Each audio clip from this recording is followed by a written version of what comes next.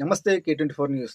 వైఎస్ఆర్ జిల్లా బద్వేల్ నియోజకవర్గం అట్లూరులో ఫైలేరియా వ్యాధి నియంత్రణలో భాగంగా ప్రత్యేక ఆరోగ్య కార్యక్రమం నిర్వహించారు.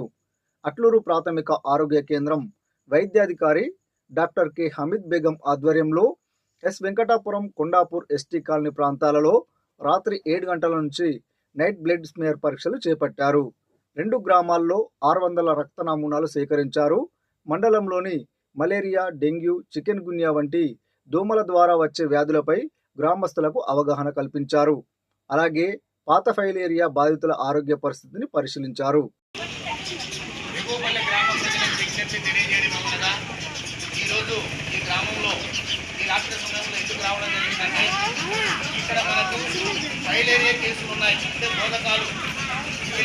పుట్టడం వల్ల బోధకాలు అనేటువంటిది వస్తుంది.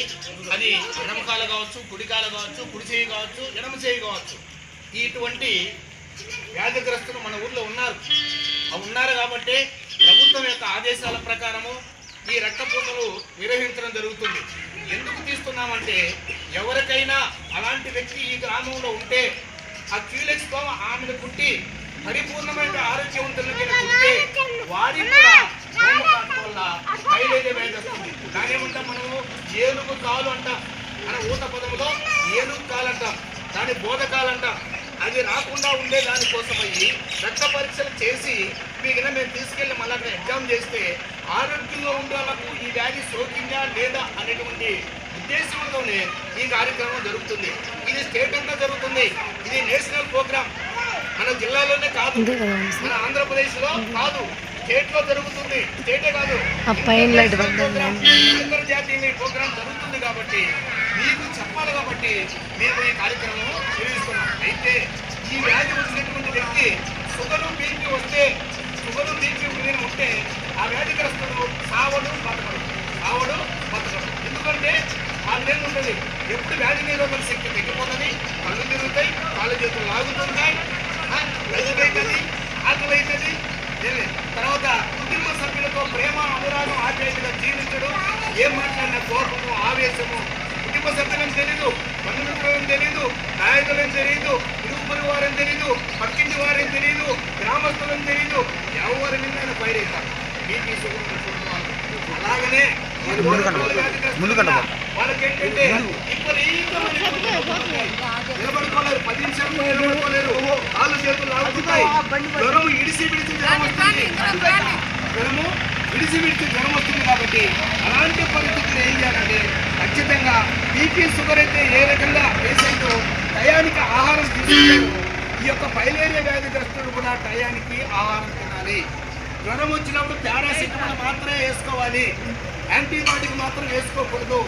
డిఈసి టాబ్లెట్ ఉన్నాయి, అవి మేము సప్లై చేస్తాం. 3 నెలలు ఖచ్చితంగా ఏజ్ వారిగా డిఈసి టాబ్లెట్ వాడితే ఆ వ్యాధి తగ్గుతుంది.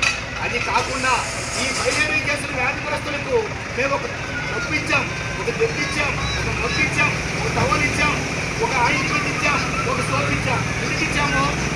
వ్యాధి తీవ్రత ఉన్నప్పుడు ఆ కాలు కానీ చేయి కానీ నీట్గా ఆ సోపుతో క్లీన్ చేసి తర్వాత టవల్తో పులిసి తర్వాత ఏం చేయాలి, ఆయింట్మెంట్ తీయాలి. అలాగైనా చేస్తే గాయం తీవ్రత కాదు. కొంతమందికి ఫైలేరియా కేసు ఉంటుంది కానీ మామూలుగా ఉంటుంది స్కిన్, కొంతమందికి గాయం తీవ్రత ఉంటుంది, సీము కారుతుంటుంది, రక్తం కారుతుంటుంది. అలాంటి వాళ్ళకు గవర్నమెంట్ నేను చెప్పినట్టు ఒక టబ్బు, ఒక మగ్గు, తర్వాత ఒక టవలు, ఒక సోపు, ఇవన్నీ కూడా జరుగుతుంది. ప్రతి సంవత్సరం కూడా ఎక్కడైతే కేసులు ఉన్నాయో అక్కడ మీకు ఈరోజు రావడం ఎందుకంటే మీ ఏరియాలో అలాంటి వాళ్ళు ఉన్నారు కాబట్టే మేము ఈ కార్యక్రమం పెట్టడం జరుగుతుంది. ఈ గ్రామస్తులు కూడా నేను చెప్పినటువంటి మాటలు ఆచరించి మీ కుటుంబ సభ్యులు కానీ, మీ బంధువులు కానీ, మీ నాయకులు కానీ, మీ రూపరువులు కానీ, మీ పక్కింటి వారు కానీ తెలియపరిచి బోధకాలు వ్యాధికిన ఉంటే మీ వారిగా మీకు తెలిసింటే ఆశా కార్యకర్తకు చెప్పండి. ఆశా కార్యకర్త ఏ నెంబర్ చెప్తుంది, ఏ నెంబర్ డాక్టర్ గారు చెప్తారు, డాక్టర్ గారు మాతో సంప్రదిస్తారు, మేము ఏం చేయాలో చేస్తాం. అలా లేకుండా కావాల్సింది నేను పొలం లేకపోయాను, చీల కొట్టుకున్నది, మేకు కొట్టుకున్నది, కర్ర కొట్టుకున్నది, ఇదేం కాదని మీరు అనుకున్నారు అనుకో, అది పోయి ఒక కాలుకు పోయి రెండో కాలుకు వస్తుంది, ఆ 2 కాలు పోతే మళ్ళీ 2 చేతులకు వస్తుంది, మళ్ళీ 2 చేతులకు పోయిన తర్వాత శరీరం ఎక్కడైనా వచ్చేదానికి ఆస్కారం ఉంది, ఒక ఎంట్రుకలకు గోర్లకు తప్ప. ఎంటుకలకు గోర్లకు తప్ప శరీరములో ఎక్కడైనా బోధకాలు వచ్చేదానికి ఆస్కారం ఉంది.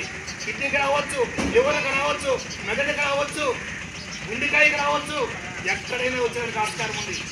కాబట్టి అది మనకు కనిపించేటేంటి, కాళ్ళకు చేతులకు అవి ఉంటే ఓహో ఈ వ్యాధి కదా అని మనం ఐడెంటిఫై చేస్తాం. అవి లోపల కూడా ఉంటాయి. కాబట్టి అలాంటి వ్యాధిగ్రస్తులు మీకు తటస్థపడితే ఈ ఏరియాలో ఉన్నటువంటి ఆశయ కార్యకర్తకు చెప్పండి. త్వరగా తిరిగి ఆమె ఏమైనాము వాళ్ళ డాక్టర్ గారికి, కమ్యూనిటీ హెల్త్ డాక్టర్కి చెప్తారు. వాళ్ళ డాక్టర్ కమ్యూనిటీ హెల్త్ డాక్టర్ మాట్లాడుకొని మా దృష్టికి తీసుకొస్తారు. మేము వారికి సహాయ సహకారాలు కూడా అందిస్తాం, ట్రీట్మెంట్ సైడ్ కూడా. అది కాకుండా ఒకే పేషెంట్కు 2 కాళ్ళకు 2 చేతులకి ఫైలేరియా కేసుకి ఉంటే మెడికల్ ఆఫీసర్ ద్వారా సర్టిఫై చేయించి ఆశా కార్యకర్త, ఆరోగ్య కార్యకర్త ద్వారా ఆ అప్లికేషన్ నాకు ఇస్తే నేను DMO పరిధిలో DMO పరిధిలో అప్లికేషన్ ఫార్వర్డ్ చేయించి కూడా ఏర్పాటు చేస్తాను. కాబట్టి ఆచరించి ఈ ఆరోగ్యాన్ని కాపాడుకోండి. ప్రతి ఒక్కరికి ఏదో వ్యాధి గురించి బోధకాల వ్యాధి, కాళ్ళు వాసినా అలాంటి వాటికి వాళ్ళు చూస్తున్నారు. ఇది కాకుండా కావచ్చు, బడి కావచ్చు, రైల్వే స్టేషన్ కావచ్చు, ఎక్కడైనా మనం ఉన్నప్పుడు మురికి నీళ్లు ఉన్నటువంటి ప్రాంతం లేకుండా చూసుకోవాలి. నీరు నిలువ ఉంటే గిన దోమలు ఉత్పత్తి అయ్యే అవకాశం ఉంది. కాబట్టి పరిసరాల పరిశుభ్రత పాటించాలి, వ్యక్తిగత పరిశుభ్రత పాటించాలి.